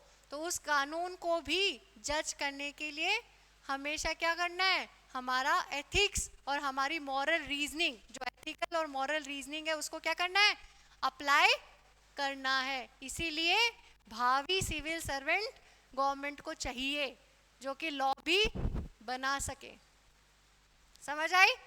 अब यही वो हो गया है काफ़ी, एथिक्स, कल्चरली एक्सेप्टेड नॉर्म्स को फॉलो करना भी नहीं है। बहुत सारे कल्चरली एक्सेप्टेड जो नॉर्म्स हैं, जैसे भाई जैसे विष्णुई समाज का देखो, उसमें एनवायरनमेंट को बचाना है नॉल, ये सब अच्छी बातें हैं, एथिकल है, ठीक है। बहुत सारे हमारे भी कल्चर के जो पार्ट हैं वो भी एथिकल है, लेकिन जैसे आपका ये जो आप बोल रहे हो जाति व्यवस्था बोल रहे हो, है ना, वो धर्म से भी आती है और कल्चर से भी आती है। हमारे पर्दा प्रथा है वो भी आपके कल्चर से आती है, ठीक है। और तो जेंडर बायसनेस है, ये भी उसका आपका वो है। तो ये कल्चरली एक्सेप्टेड नॉर्म्स को भी फॉलो करना एथिक्स नहीं है। अब यहाँ से एक सवाल पैदा हुआ था कि आखिरकार फिर एथिक्स है क्या, है ना। एथिक्स की हमने एक डेफिनेशन पढ़ी, उसकी डेफिनेशन पे फिर से जाते हैं। क्या था, एक सेट ऑफ स्टैंडर्ड प्रिंसिपल्स थे, है ना, वैल्यूज। तो आखिरकार ये बना कौन रहा है, ये स्टैंडर्ड प्रिंसिपल्स और वैल्यूज बन कैसे रही हैं, करेक्ट। तो उसके लिए एक आता है कि डिटर्मिनेंट्स ऑफ एथिक्स, समझ आया कि एथिक्स का निर्धारण हो कैसे रहा है, इसके निर्धारक कौन है। देख रहे हो, अब हम एक कॉन्सेप्ट के बाद में उसी कॉन्सेप्ट को सिर्फ डेवलप कर रहे हैं, राइट। और उसी के तर्ज पे धीरे धीरे धीरे धीरे क्या होगा, एक आपको ये सब्जेक्ट है वो बहुत कंफर्टेबल लगने लग जाएगा, क्लियर है। तो समझ आया डिटर्मिनेंट्स ऑफ एथिक्स कि इनका निर्धारण कौन कर रहा है। डिटर्मिनेंट्स ऑफ एथिक्स क्या है, refer to the key factors which decide whether the action is ethical और नॉट, करेक्ट। मतलब वो एक ऐसे कारक हैं जो बता रहे हैं कि वो एक्शन क्या है, नैतिक है या फिर अनैतिक है, क्लियर है। आप देखो, अब ये आप लोग बताओ है, हाँ हाँ बोलो, कौन कौन निर्धारण कर रहा है, हमने बहुत बातें करी। Religious belief, very nice. अभी हमने बात करी थी ना कि काफी कुछ तो निर्धारण किससे हो जाता है, रिलीजन से हो जाता है, तो एक फैक्टर तो क्या हुआ, रिलीजन, और सोसाइटी। सोसाइटी को तोड़ो, सोसाइटी में कौन कौन आता है, फैमिली, और क्या क्या आती है सोसाइटी में, हमारे दोस्त, पीयर ग्रुप, बोल सकते हैं, और कौन कौन आता है। चलो अपने घर से शुरुआत करो, आगे चलते जाओ चलते जाओ। आपका एजुकेशन, आपके स्कूल्स, आपके टीचर्स, करेक्ट, और फिलोसोफर्स, वेरी गुड, बोलते जाओ, घबराते क्यों हो, मैं कह रही हूँ ना इसमें सब। आप सोचो भाई है, कौन कौन बना रहा है, सही तो बोल रहे हो, पढ़ा बड़ा है नहीं, जनरल बोलो, हाँ सही बोला तुमने, हाँ हाँ, प्राचीन घटनाएं, हाँ, मार्गदर्शक, और कोड ऑफ कंडक्ट कौन बना रहा, कौन है, उसकी बात हो रही है, हाँ सरकार, गवर्नमेंट,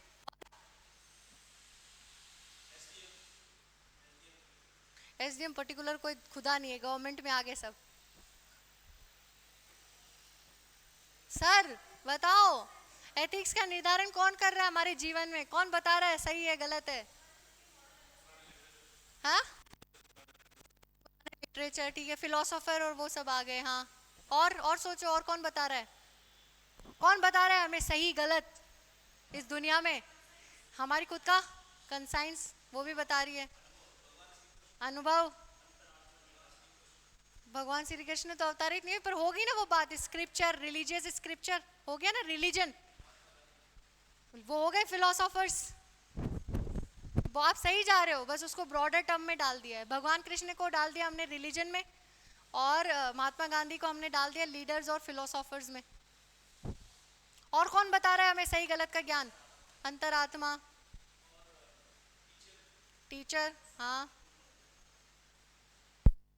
अरे वाह, सब बता दिया आप लोगों ने, सोचो, सारे निर्धारक बता दिए, और सोचो,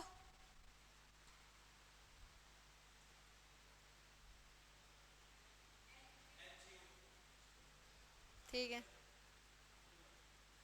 हाँ हाँ बोलो बोलो, और बोलो,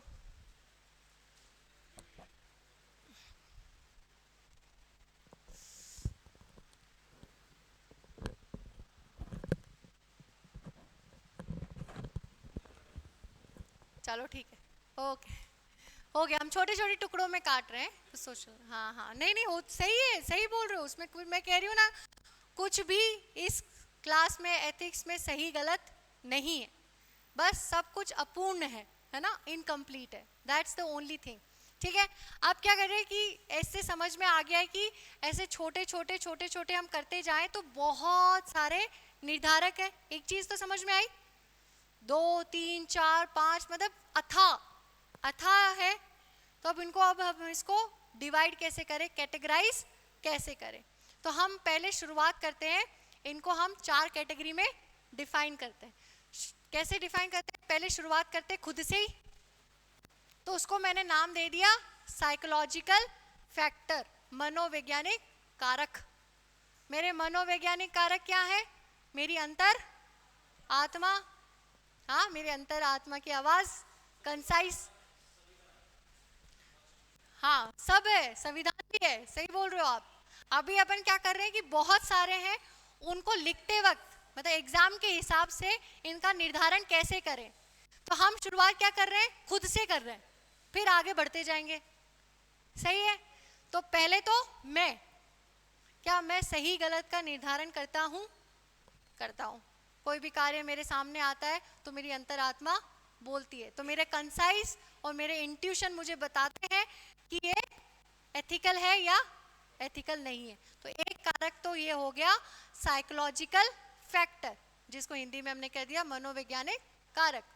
अब मैं थोड़ा सा व्यक्ति, अब मुझे सामने कौन से दिख रहे हैं, दूसरे व्यक्ति दिख रहे हैं, कौन से दिख रहे हैं, मतलब याद करने का तरीका, दूसरे व्यक्ति दिख रहे हैं, तो मैंने उसको एक दे दिया personal factors, personnel factors, personal नहीं पर्सोनल, मतलब लोग, पर्सोनल में जैसे मान लिया कि हम किसी दूसरे व्यक्ति की इन्फ्लुएंस होते, वो हमें बताता है, वो दूसरा व्यक्ति बताता है ना कि ये सही है ये गलत है, जिसमें कौन आ गए, महात्मा गांधी वगैरह सब आ गए, सारे फिलोसोफर्स आ गए।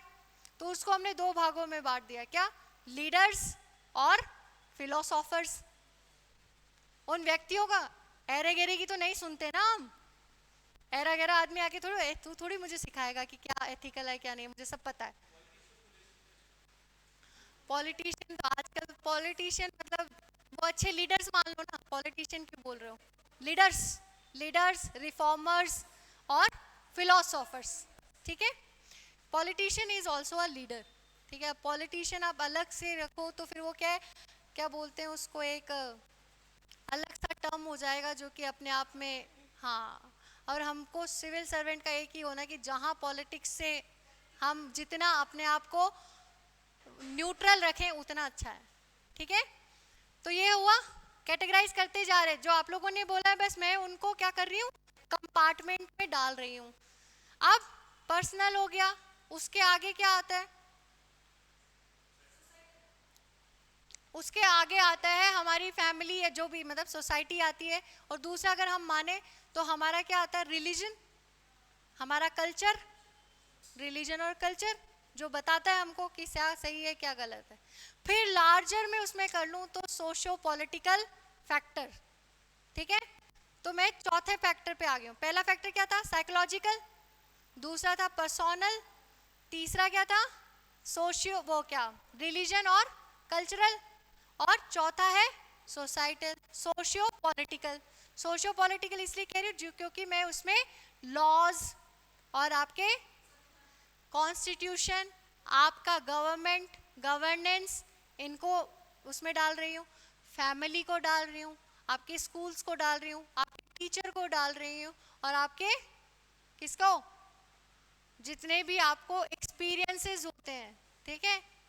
वो आपके अंतरात्मा के नहीं है, वो एक्सपीरियंस आपको क्या हो रहे हैं, सोसाइटी से हो रहे हैं। किससे हो रहे हैं, सोसाइटी से। तो वो जो लाइफ एक्सपीरियंसेस हैं वो भी आपके सोसाइटल फैक्टर्स हैं। अब एक और फैक्टर जो आ जाता है वो आ जाता है आपका ज्योग्राफिकल कंडीशंस, है ना। क्योंकि ज्योग्राफिकल कंडीशन के हिसाब से, जैसे अपना यहाँ पे वार्म कंट्री है तो यहाँ पे अल्कोहल ना पीना हम एथिकल मानते हैं।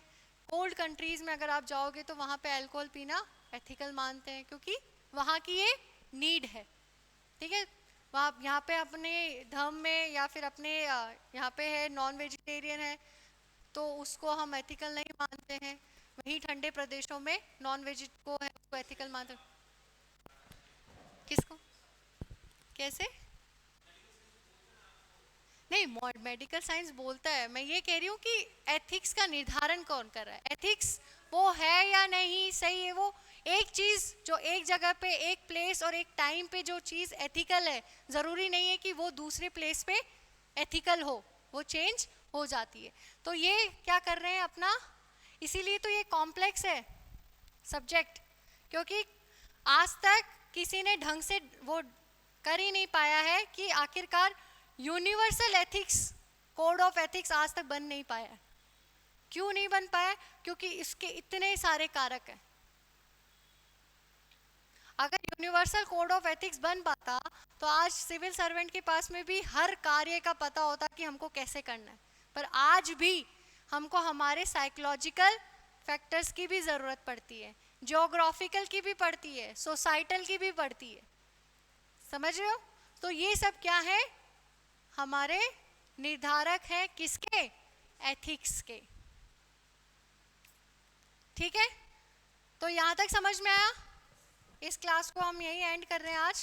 ठीक है, कल हम लोग इसी के आधार पे दो क्वेश्चंस के साथ में इसी कॉन्सेप्ट को, डिटर्मिनेंट्स ऑफ एथिक्स को और थोड़ा सा डेवलप करेंगे। ठीक है, ओके, थैंक यू।